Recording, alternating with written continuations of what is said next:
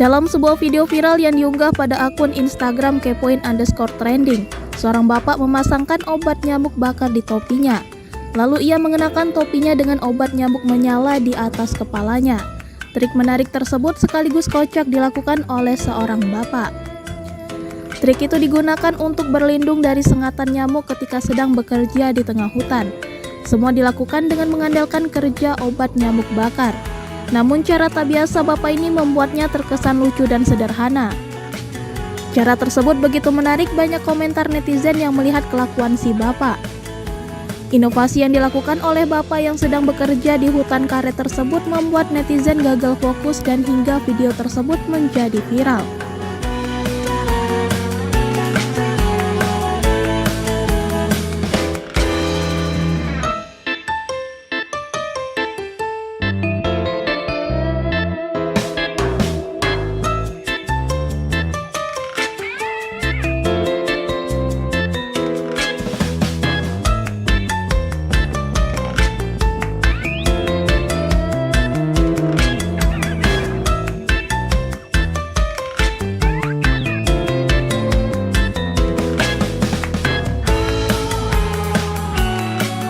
Terima kasih sudah nonton.